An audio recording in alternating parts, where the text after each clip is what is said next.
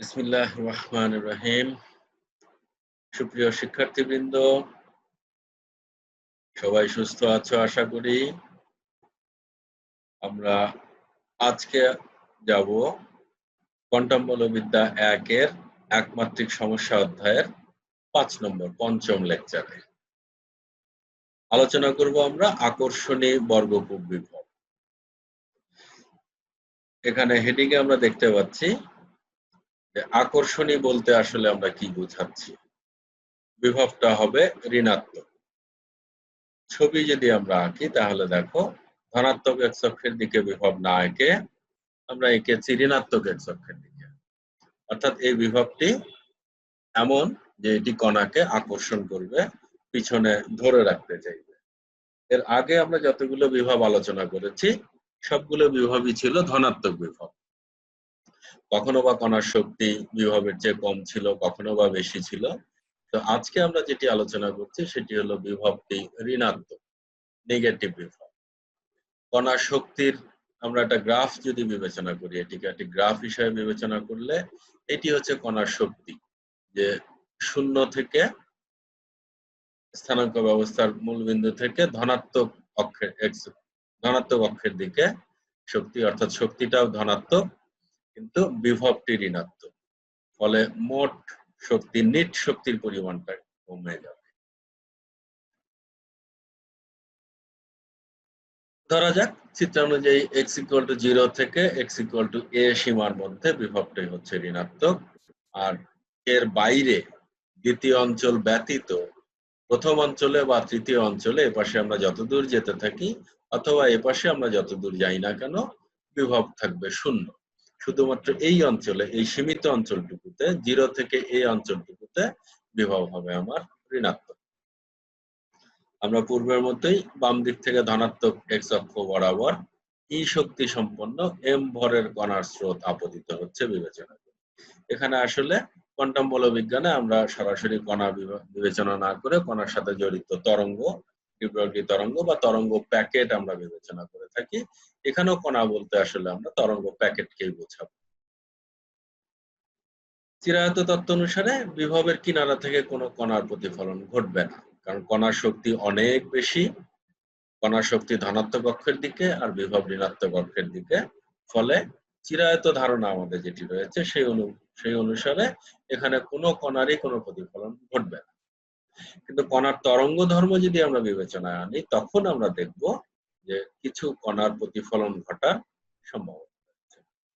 আর সেই কারণে আমাদের সমীকরণগুলোর মধ্যে প্রতিফলিত অংশ থাকবে, সঞ্চালিত অংশ থাকবে, আর আপতিত অংশ তো থাকবে। আপতিত না হলে প্রতিফলন বা সঞ্চালনের কোনো সুযোগই নেই। সেহেতু তিনটি অংশ পাবো আমরা এখন সমীকরণগুলোতে। আমরা প্রথম অঞ্চলে তরঙ্গ সমীকরণ, শ্রোডিঙ্গারের সময় অনির্ভর তরঙ্গ সমীকরণ বিবেচনা করছি। প্রথম অঞ্চলে যেহেতু বিভব শূন্য, ফলে সময় অনির্ভর সমীকরণের দুটো পদ থাকছে, তৃতীয় পদটি শূন্য হয়ে যাচ্ছে। এটিকে আমরা সরলীকরণ করে, পূর্বের মতোই সরলীকরণ করে আমরা এরকম লিখতে পারি। এই অংশটিকে আমরা আগেও কে স্কয়ার লিখেছি, আজকেও আমরা কে স্কয়ার লিখব। অর্থাৎ আমরা নোটেশন গুলো পাল্টাইনি, একই রকম নোটেশনই ব্যবহার করার চেষ্টা করেছি। এখানে k square equal to twice m e divided by h cut square. তাহলে কে এর মান আমরা পাচ্ছি √অফ twice m e divided by h cut square.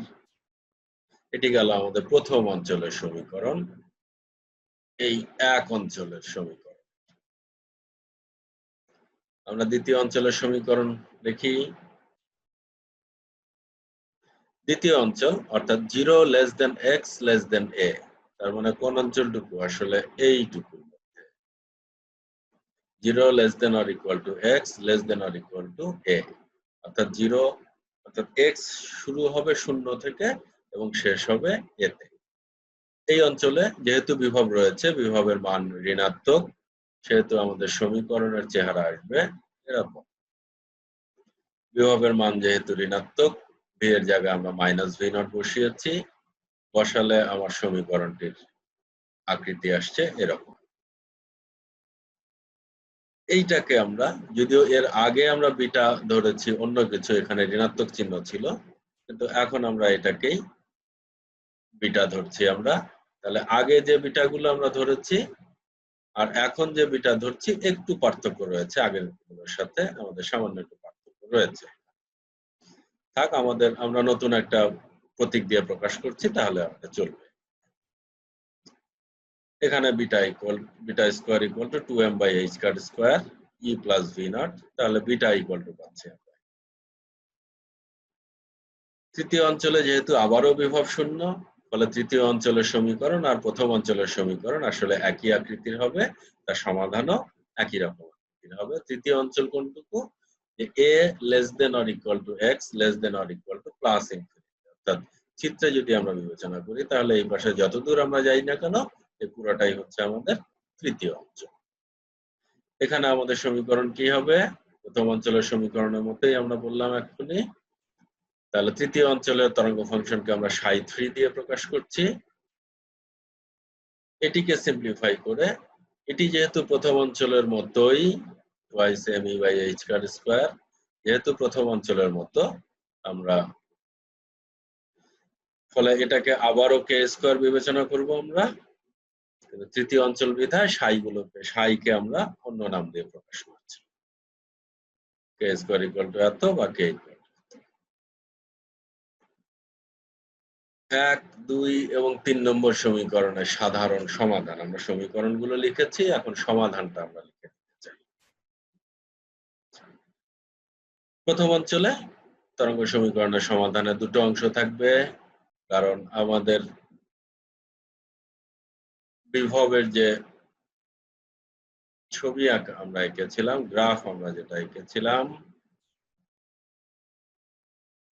এই গ্রাফ অনুসারে এখান থেকে কিছু অংশ কোয়ান্টাম বলবিজ্ঞান অনুসারে, এখান থেকে যদিও তরঙ্গ আসছে এখান দিয়ে, তরঙ্গের শক্তি বেশি, এখান থেকে কিছু অংশ আপতিত হলো, এই অংশটি আপতিত তরঙ্গ নির্দেশ করছে, আর এই অংশটি বিভবের সীমানা থেকে প্রতিফলিত তরঙ্গ নির্দেশ করছে। আমরা আপাতত ধরে নিচ্ছি প্রতিফলিত তরঙ্গ থাকবে, পরে আমরা দেখব আসলে থাকবে কি থাকবে না। যেহেতু প্রথম অঞ্চলে একটি প্রতিফলন ঘটবে, দ্বিতীয় অঞ্চলের শুরু থেকে ওই সীমানা থেকে একটি প্রতিফলন ঘটবে, ফলে প্রথম অংশের সমীকরণে আপতিত তরঙ্গ এবং প্রতিফলিত তরঙ্গ দুটোই থাকবে। দ্বিতীয় অঞ্চল আমাদের এটি আমাদের দ্বিতীয় অঞ্চল। এখান থেকে তরঙ্গের যে অংশটুকু সঞ্চালিত হবে, প্রথম সীমানা থেকে যে অংশটুকু সঞ্চালিত হবে, সেটুকু আবার এই দ্বিতীয় অঞ্চলের গা থেকে এখান থেকে কিছুটা প্রতিসরিত হবে, সঞ্চালিত হবে, কিছুটা কিন্তু প্রতিফলিত থাকবে। তার মানে এই অঞ্চলে আমরা দুটো অংশ পাবো, সমীকরণের সমাধানের দুটো অংশ পাবো।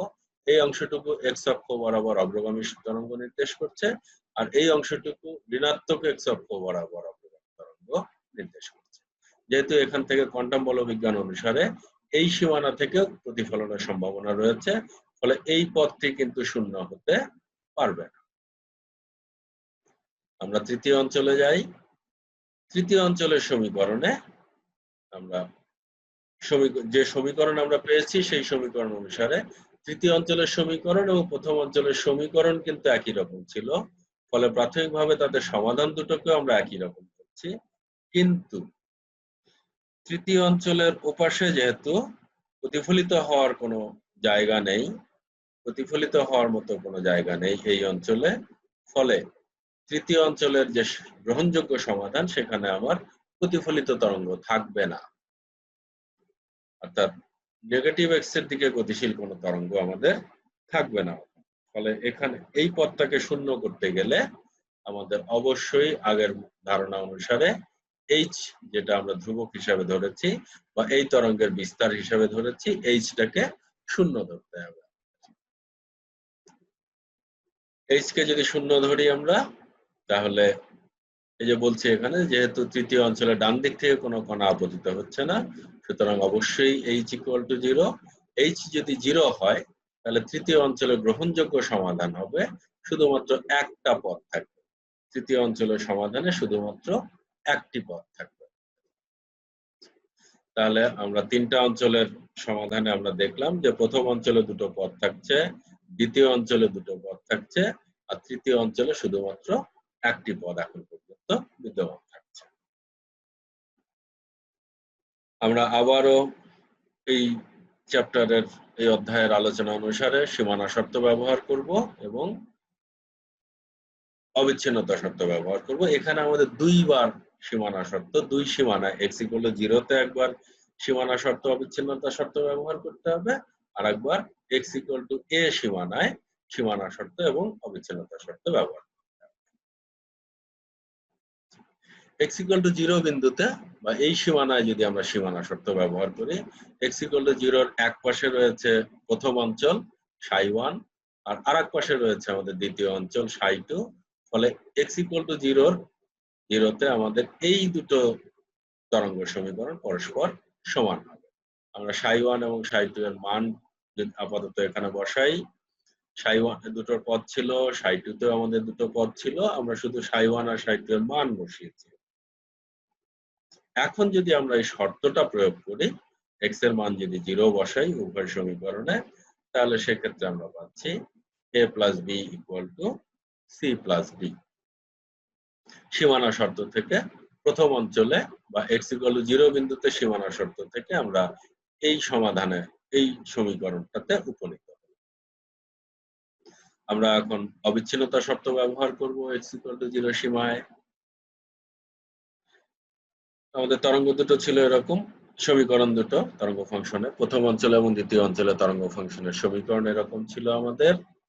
অবিচ্ছিন্নতা শর্ত যদি ব্যবহার করি, আমরা জানি অবিচ্ছিন্নতা শর্ত হলো তরঙ্গ ফাংশনগুলোর প্রথম ক্রমের ব্যবকলনটা পরস্পর সমান হবে। ওই নির্দিষ্ট সীমানায় তরঙ্গ ফাংশনের প্রথম ক্রমের ব্যবকলন পরস্পর সমান। তাহলে যদি আমরা ψ1 ψ2 এখানে লেখা রয়েছে, এখান থেকে যদি ডিফারেন্সিয়েট করি, ব্যবকলন করি, আমরা ψ1 কে x এর সাপেক্ষে ব্যবকলন করলে, এটিকে যদি আমরা x এর সাপেক্ষে ব্যবকলন করি, তাহলে আমরা পাচ্ছি এইটুকু। আর এই পাশে এসে আমরা এই দ্বিতীয় সমীকরণ ψ2 কে ব্যবকলন করে আমরা পাচ্ছি এইটুকু। শর্ত আমরা এখনো বসাইনি। এখন যদি শর্ত বসাই, x এর মান যদি 0 বসাই, তাহলে এখান থেকে আমরা পাচ্ছি এরকম। উভয় পক্ষ থেকে i ক্যান্সেল হয়ে যাচ্ছে, তাহলে a - b = পাচ্ছি আমরা এটা। আমরা ৮ নম্বর সমীকরণে পেলাম a + b = c + d, আর ৯ নম্বর সমীকরণে পেলাম আমরা a - b = β/k c - d।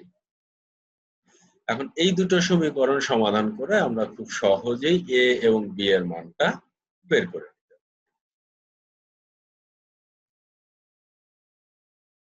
আবার x = a অঞ্চলে, x = a সীমানায় আমরা যদি আবারও সীমানা শর্ত ব্যবহার করি, x = a যেটি, তার দুই পাশে রয়েছে, বাম পাশে রয়েছে দ্বিতীয় অঞ্চল, সেখানে তরঙ্গ ফাংশনের সমাধান তরঙ্গ সমীকরণের সমাধান ψ2, আর তৃতীয় অঞ্চলে তরঙ্গ সমীকরণের সমাধান ψ3। ফলে x = a সীমানায় আমাদের ব্যবহার করতে হবে ψ2 এবং ψ3 পরস্পর সমান, এই ধারণাটি ব্যবহার করতে হবে। ψ2 এর সমীকরণ এরকম, দুটো অংশ ছিল, ψ3 তে শুধুমাত্র একটি অংশ ছিল, h পদটি শূন্য হয়ে গিয়েছে আমরা জানি, যেহেতু বাম দিকে কোনো তরঙ্গ আসছে না। এখানে যদি x এর মান আমরা a বসাই, তাহলে আমাদের সমীকরণ 10 নম্বর সমীকরণটা পাচ্ছি আমরা এরকম। এটি একটি পেলাম। এবার আমরা আবারও অবিচ্ছিন্নতা শর্ত ব্যবহার করব। অবিচ্ছিন্নতা শর্ত যদি ব্যবহার করি, দ্বিতীয় অঞ্চলে আমাদের তরঙ্গ সমীকরণটি ছিল এরকম, তৃতীয় অঞ্চলে এরকম। তাহলে অবিচ্ছিন্নতা শর্ত আমরা জানি যে এইটার ব্যবকলন ফার্স্ট অর্ডার ডেরিভেটিভ প্রথম ক্রমের ব্যবকলন, আর এই তরঙ্গ ফাংশনের প্রথম ক্রমের ব্যবকলন, এরা দুইজন পরস্পর সমান হবে। অবিচ্ছিন্নতা শর্ত থেকে আমরা পাই, এটি আমরা শর্তটা লিখেছি, এখানে আমরা ψ2 এবং ψ3 এর মানটা আপাতত মান বসিয়ে এখান থেকে আমরা ব্যবকলন করেছি। আমরা এটাকে যদি ব্যবকলন করি, এইটাকে যদি এক্স এর সাপেক্ষে ব্যবকলন করি তাহলে আই বিটাটা সামনে আসবে, এক্সটা থাকবে সেটাই আসলো। আবার এটাকে যদি ব্যবকলন করি তাহলে সামনে আসবে মাইনাস আই বিটা। এটাকে ব্যবকলন করলে সামনে আসবে আই কে। ব্যবকলন করা হলো। এখন আমরা এই শর্তটা বসাচ্ছি, এক্স এর মানগুলো আমরা এ বসাবো। এ বসালে আমরা কি পাচ্ছি? সমীকরণটি এরকম একটি আকৃতি ধারণ করছে। এখান থেকে আমরা আই বিটা কমন নিতে পারছি। দুই পাশ থেকে আই ক্যান্সেল হয়ে গেলে আমরা পাচ্ছি এরকম। এটি আমাদের 11 নম্বর সমীকরণ। এখানে সি, ডি এবং জি এর মধ্যে সম্পর্ক পাচ্ছি আমরা। 11 নম্বর সমীকরণ থেকে আমরা সি, ডি এবং জি এর মধ্যে সম্পর্ক পাচ্ছি। এখন আমরা এই সমীকরণগুলো সমাধান করে এখান থেকে এ, সি, ডি এবং জি এদেরকে এ বি এর মাধ্যমে প্রকাশ করব, করে সেখান থেকে আমরা আমাদের শেষ পর্যায়ের দিকে আমাদের সমীকরণগুলো আগে যে সমীকরণগুলো পেয়ে এসেছি সেগুলোর এইগুলো ছিল সেই সমীকরণগুলো। এখান থেকে আমরা বলছি যে 8 এবং 9 যোগ করে আমরা পাচ্ছি 8 এবং 9 এই দুটো যদি আমরা যোগ করি তাহলে এটি ক্যান্সেল হয়ে যাচ্ছে। এ পাশে থাকছে টুয়াইস এ, আর এ পাশে থাকছে আমাদের এই দুটো টার্ম থেকে আমরা সি কমন নিতে পারছি, আবার এই দুটো টার্ম থেকে আমরা ডি কমন নিতে পারছি। তাহলে এখানে সি কমন নিলে আমরা পাচ্ছি এটা, ডি কমন নিলে আমরা পাচ্ছি এটা।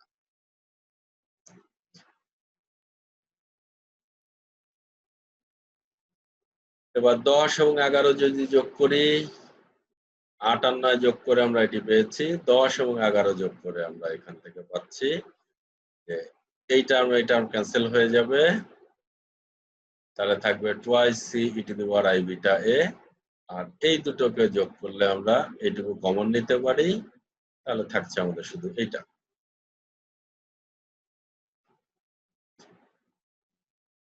এবার এই সমীকরণটাকে আমাদের পরবর্তী হিসাবে সুবিধার জন্য আমরা এটি দিয়ে ভাগ করে নিচ্ছি। এই টার্মটা দিয়ে ভাগ করে নিচ্ছি, অর্থাৎ এখান থেকে শুধুমাত্র আমরা সিটাকে রাখতে চাই।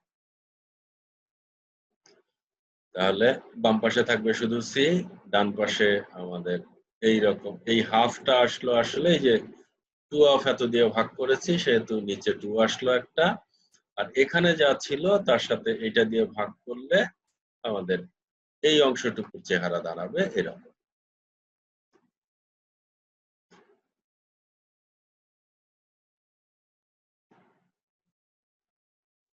এবার আমরা 10 থেকে 11 বিয়োগ করব। যোগ করে আমরা একটা ধারণা পেলাম, বিয়োগ করে আমরা ডি এর মান পেতে চাই। বিয়োগ করে প্রাথমিকভাবে যদি বিয়োগ করি আমরা তাহলে মাইনাস প্লাস মাইনাস, তাহলে এই টার্ম দুটো ক্যান্সেল হয়ে যাবে। এখানে হবে টুয়াইস ডি অফ এত, আর ডান পাশে হবে আমাদের এত। এটাকে যদি আবারও আমরা আমাদের হিসাবের সুবিধার্থে এটা দিয়ে ভাগ করি তাহলে আমার সমীকরণের ডি এর বাম পাশে শুধু ডি থাকবে, সরি আমরা টুয়াইস অফ এত দিয়ে ভাগ করব, টুয়াইস অফ এত দিয়ে ভাগ করব। তাহলে আমাদের বাম পাশে শুধুমাত্র ডি থাকবে আমাদের। এটা দিয়ে ভাগ করলে বাম পাশে শুধু ডি থাকবে, ডান পাশে সি এর মতোই একটা সমীকরণের আকৃতি আসছে সেরকম, তবে প্লাস মাইনাসে পার্থক্য রয়েছে আমাদের। এটি পেলাম আমরা 14 নম্বর সমীকরণ। এখন 12 নম্বর সমীকরণে যদি আমরা সি এবং ডি এর মান বসাই, 12 নম্বর সমীকরণ আমাদের কি ছিল?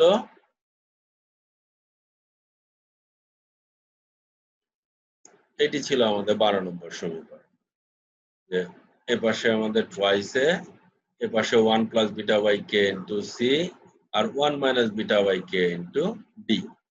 আমরা 13 নম্বর সমীকরণ আমরা সি এর মান পেলাম, এটা আমরা বসাবো এখানে। 14 নম্বর সমীকরণ আমরা ডি এর মান পেয়েছি, সেটা বসাবো এখানে।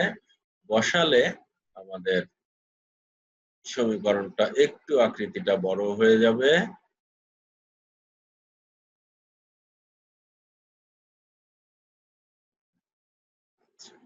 12 নম্বর সমীকরণে এখন সি এর মান যদি আমরা বসাই, আমরা প্রথমে সরাসরি সি এর মানটা বসিয়েছি, এখানে সরাসরি ডি এর মানটা বসিয়েছি, কোনো সিম্পলিফিকেশন আমরা করিনি। এখন আমরা এটাকে একটু সিম্পলিফাই করছি। হাফটা সামনে আসলো, এটা প্রথম পদ, এটা দ্বিতীয় পদ, এই অংশটুকু থাকলো। তেমনি এটাকেও সিম্পলিফাই করে আমরা এরকম লিখতে পারছি।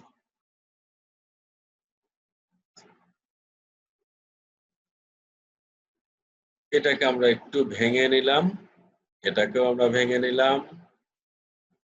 ভেঙে নেওয়াতে কি সুবিধা হলো আমাদের, আমরা দেখি এখানে যে আমরা দুটো অংশ থেকেই এইটা কমন নিয়ে বাইরে নিয়ে আসলাম। এখানেও রয়েছে, এখানেও রয়েছে, ফলে এটাকে কমন নিয়ে বাইরে নিয়ে আসলাম। ভিতরে থাকলো আমাদের হাফ, এইটা, এইটা, এইটা, হাফ, এই ১ আর ১ যোগ করে আমরা পাচ্ছি ২। আমরা এটাকে গুণ করে ফেলেছি। এটাকে গুণ করে ফেললে আমাদের ৪টা পদ হওয়ার কথা ছিল। সেই ৪টা পদের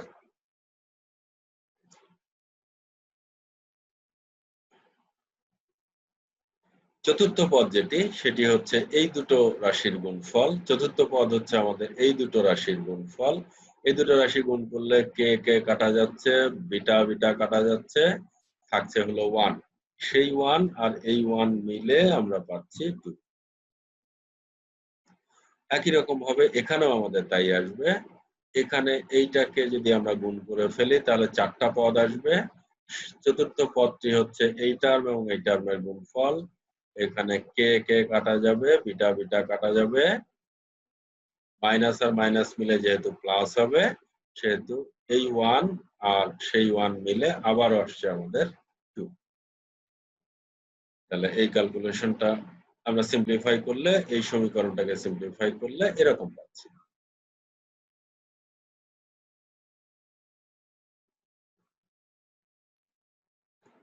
আমরা আগের পৃষ্ঠার শেষ সমীকরণটি আবারও লিখেছি আমাদের হিসাবের সুবিধার্থে, যাতে বুঝতে সুবিধা হয়। এখান থেকে আমরা এখন এটাকে সরাসরি গুণ করে ফেলছি। এই হাফ দিয়ে এই টার্মটাকে গুণ করছি, এইটি এবং এইটি। মোট কথা এইটিকে ভেঙে ফেললে আমরা পাচ্ছি এই ৩টা সমীকরণ। এখানে দেখো আমরা একটু সিম্পলিফাই করেছি। এইটা এটা গুণ করলে 1, তার সাথে এইটা গুণ করলে এই পদ আসলো। আবার এই হাফ আর 2 গুণ করলে 1, সেটার সাথে এইটা গুণ করলে আমাদের এই পদ আসলো। আর বাকি থাকলো তাহলে এই পদ গুণন এইটা, সেটি হলো এটা, এবং এই পদ গুণন এইটা, সেটি হলো এটা। আর বাইরে যেটা ছিল সেটা কিন্তু বাইরেই রয়ে গেছে।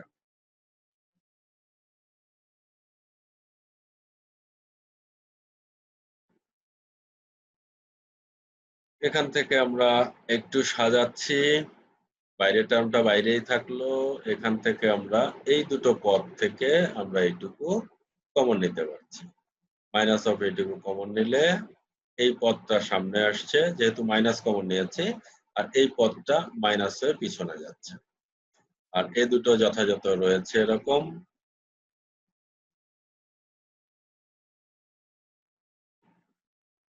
আমরা আরেকটু সিম্পলিফাই করছি।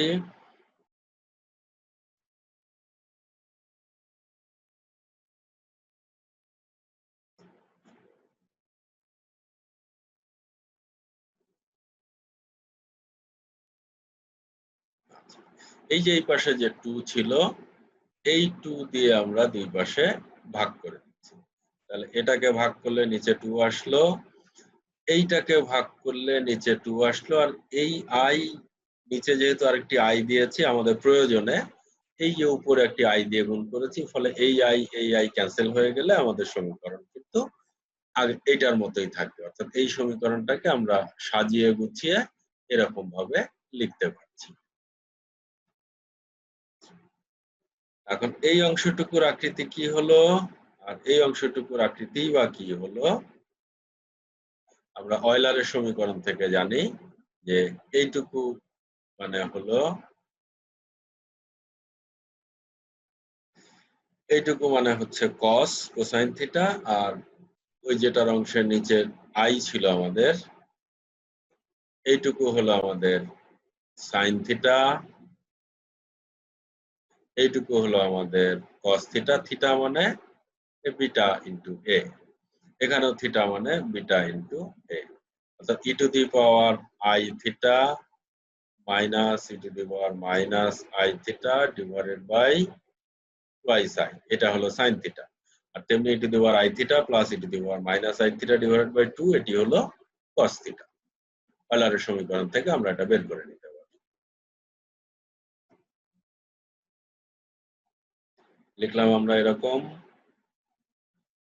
এখান থেকে আমরা এই জিটাকে নিচে নিয়ে আসছি, তাহলে আমার সমীকরণের চেহারা দাঁড়ালো এরকম। তাহলে এই সমীকরণের জটিল যুগ্ম কি হবে আমাদের?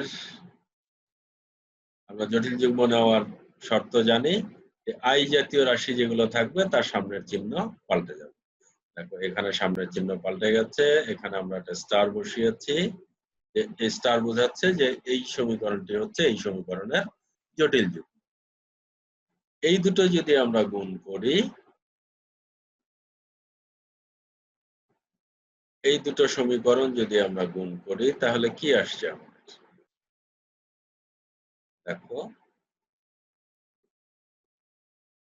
এই এখানে দুটো টার্ম, এখানে দুটো টার্ম, তাহলে গুণ করলে আমাদের মোট 4টে টার্ম আসার কথা ছিল। হ্যাঁ, এইটি আর এইটি গুণ করে আমরা এইটি পাচ্ছি, আবার এইটার সাথে এইটা সরাসরি গুণ করে আমরা এইটা পাচ্ছি। আর এই যে ক্রস টার্ম যেগুলো, এর সাথে এর গুণন এবং এর সাথে এর গুণন দুটো সমান হওয়ার কারণে, যেহেতু এক জায়গায় প্লাস হচ্ছে এক জায়গায় মাইনাস হচ্ছে, একটা আর একটা ক্যান্সেল হয়ে যাচ্ছে, ফলে আমাদের শুধু দুটো টার্ম থাকছে। 4টা টার্মের জায়গায় দুটো টার্ম থাকছে, আর দুটো টার্ম একটা আর একটাকে ক্যান্সেল করে দিচ্ছে। আর এইটি আমাদের কি নির্দেশ করবে? আমরা এর আগে অনেক জায়গাতেই দেখে আসছি যে ট্রান্সমিশন প্রবাবিলিটি বা রিফ্লেকশন প্রবাবিলিটি, সেই ক্ষেত্রে আমরা প্রবাবিলিটি গুলোকে আসলে ঘুরে ফিরে এগুলো দিয়েই প্রকাশ করেছি। যেমন আমরা লিখেছিলাম রিফ্লেকশন প্রবাবিলিটি আর equal to H cut K by M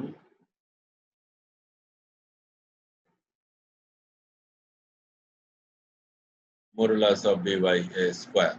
আমরা এই যে রাশিটা আসলে এইটাই এখানে বের করতে চাচ্ছি। এখানে জি যেহেতু তৃতীয় অঞ্চলের, তার মানে এটি হবে ট্রান্সমিশন কোএফিসিয়েন্ট।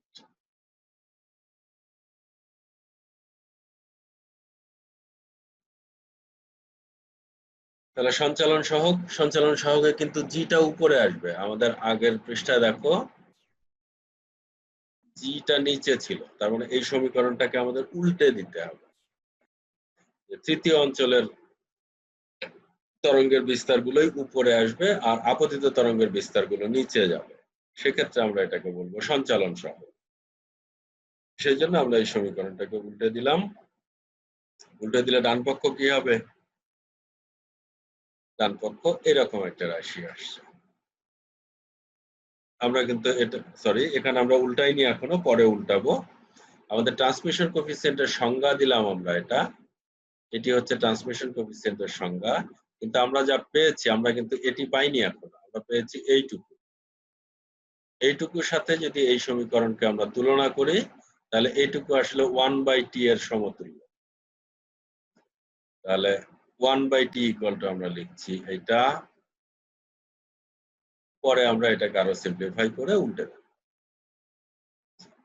এইটাকে এখন আমরা কি লিখতে পারছি যে cos square theta equal to 1 minus sin square theta. আর এটি যেমন ছিল তেমনই থাকলো আমাদের। তাহলে এখন সব পদেই সাইন আসলো আমাদের।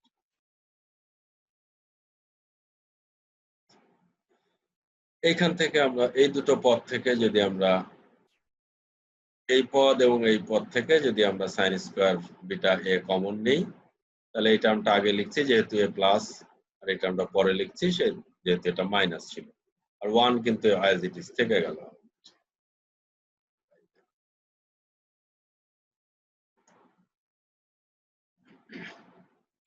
এখন এইটাকে আমরা একটু সিম্পলিফাই করতে পারি কিনা। আমাদের এখানে রয়েছে 1। এই 1 কে আমরা কি করতে পারছি দেখো, যে beta by K into K by beta, এইভাবে লিখলে যদি আমরা এরকম করে লিখি 1 এর পরিবর্তে beta by K into K by beta, তাহলে কে কে কাটা যাবে, বিটা বিটা কাটা যাবে, সে 1 থাকবে আমাদের। তাহলে আমরা কিন্তু এটাকে এরকম লিখতে পারছি। আর যদি এই 1/4 কে আমরা বাইরে নিয়ে আসি, তাহলে এখানে আসবে একটি 4। তাহলে এই 1 এর পরিবর্তে 1/4 টাকে বাইরে নিয়ে এসে এখানে যে 4 আসলো, 4 এর সাথে আমরা এই টার্মটা গুণ হিসাবে রাখলেও আমাদের সমীকরণের কোনো পরিবর্তন আসলে ঘটছে না। আমরা সেই কাজটি করেছি পরের পৃষ্ঠায়। এই যে আমরা 1/4 টাকে বাইরে নিয়ে এসেছি, ফলে এখানে একটা 4 ছিল, আর তার সাথে এই টার্মটাকে আমরা গুণ হিসাবে রেখেছি। বিটা বিটা কাটাকাটি যাবে, কে কে কাটাকাটি যাবে, ফলে আমাদের সমীকরণটা আসলে অপরিবর্তিতই থাকলো। এইটার পরিবর্তে এখন আমরা কি লিখতে পারি, a plus B whole square minus 4ab, a plus B whole square minus 4ab। তাহলে কি হবে সেটি? আমরা জানি যে সেটি হবে a minus B whole square. তাহলে এইটুকু থার্ড ব্র্যাকেটের মধ্যে যে অংশটুকু আছে তার পরিবর্তে আমি এটা লিখতে পারছি। 1/4 কিন্তু বাইরে ছিল, এটা বাইরে রয়েছে। এখন পর্যন্ত আমরা পাচ্ছি 1/t, t কিন্তু পাইনি, আমাদের লাগবে t। এখানে বিটা এবং কে এই দুটো আমরা আগেই ডিফাইন করে এসেছি। কে ছিল আমাদের √2m e/h² এবং বিটা ছিল √2m e plus v0 by h²। এই মানগুলো যদি এখন এখানে বসাই আমরা, তাহলে কে বাই বিটা কত পাচ্ছি, h² ক্যান্সেল হয়ে এইটা আর এটা ক্যান্সেল হয়ে আবার 2m ক্যান্সেল হচ্ছে, তাহলে থাকছে কি e plus v0। আবার একই রকম ভাবে বিটা বাই কে করলে এটা কে বাই বিটা, বিটা বাই কে এর উল্টো, ফলে এরকম একটা সমীকরণ। এই মানগুলো এখন আমরা এইখানে বসাই, দেখা যাক কি আসে আমাদের।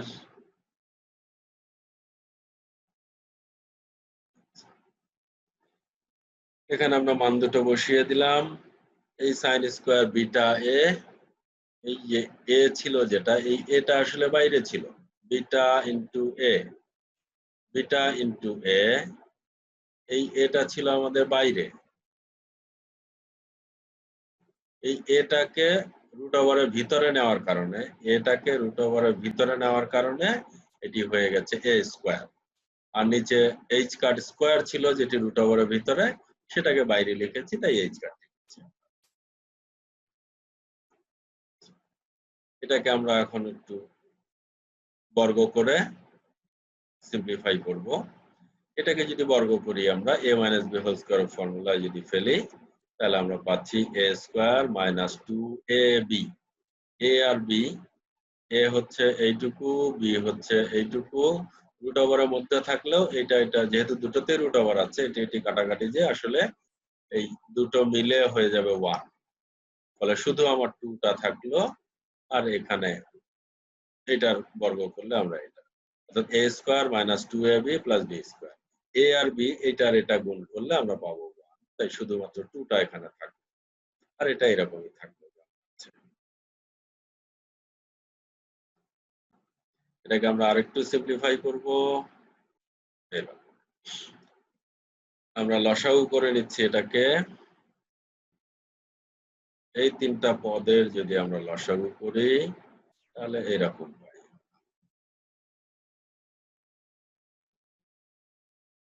আমরা একবারে ভেঙে লিখেছি। এখান থেকে এখন যদি খেয়াল করি, তাহলে ই স্কয়ার এই দুটো মিলে টুয়াইস ই স্কয়ার, এখানে আছে মাইনাস 2 স্কয়ার। তাহলে কি হলো, এই তিনটা মিলে ক্যান্সেল হয়ে গেল। 2 ইভি নট, এখানে মাইনাস 2 ইভি নট, এই দুটো মিলে ক্যান্সেল হয়ে গেল। তার মানে উপরে থাকলো শুধুমাত্র আমার ভি নট স্কয়ার, আর নিচে থাকলো ই ইন্টু ই প্লাস ভি। এই পদটা তো অপরিবর্তিতই রয়েছে আমাদের, এটি এরকম থাকবে।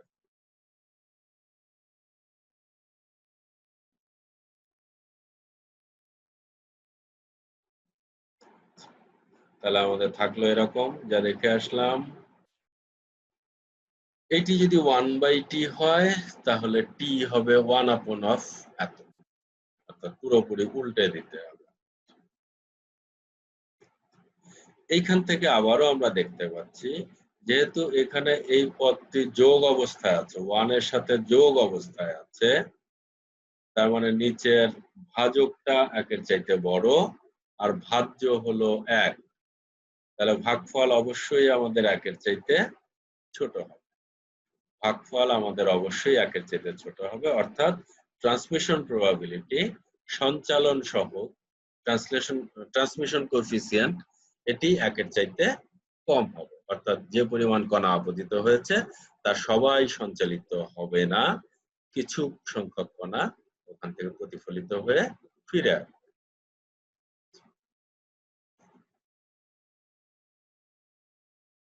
এই সমীকরণ থেকে যেহেতু আমরা পেলাম t<1, এখন যদি আমরা চাই যে না সবগুলো কণাই সঞ্চালিত হতে হবে, কোনো কণাই আমার এপাশে থাকবে না, তাহলে কি পরিমাণ শক্তি নিয়ে আসতে হবে সেইটি আমরা একটু দেখি। t = যদি 1 হতে হয়, এর মান 1 হতে গেলে আমার এইটুকুর মান 0 হতে হবে। t যদি 1 হতে হয় তাহলে এই পদটা 0 হতে হবে। এই পদের মধ্যে এইটুকু 0 হওয়ার কোনো সুযোগ আমাদের নেই, কারণ এখানে সব ধনাত্মক পদ।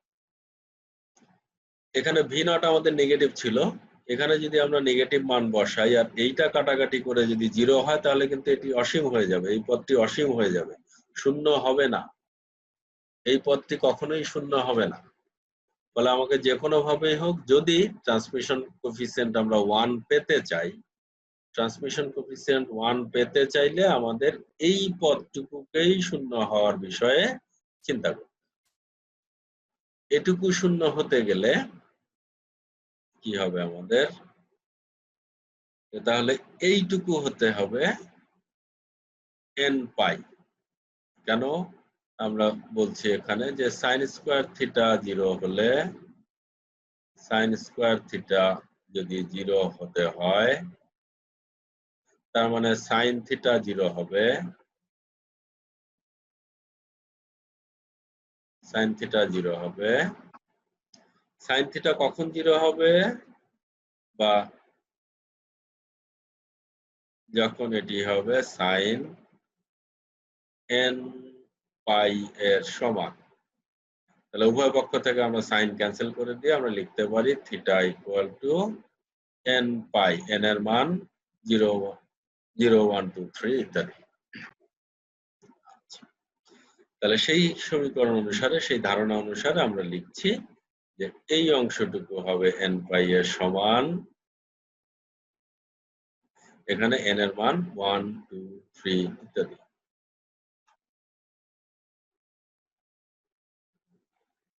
তাহলে t = 1 এর জন্য কণার শক্তি কত, এখান থেকে e এর মানটা আমরা বের করে নিতে চাই, এত = n π, উভয় পাশে এটা = n π, বর্গ করে নিলাম আমরা দুই পাশে, এখান থেকে e + v0 পাচ্ছি আমরা n²/² h²² তাহলে আমরা পাচ্ছি e = এত। কোন কণা যদি এই পরিমাণ শক্তি নিয়ে আসে, কণাগুলো যদি এই পরিমাণ শক্তি নিয়ে আসে তাহলে তার সবটুকুই সঞ্চালিত হবে, সবগুলো কণাই সঞ্চালিত হবে, কোনো কণাই প্রতিফলিত হবে।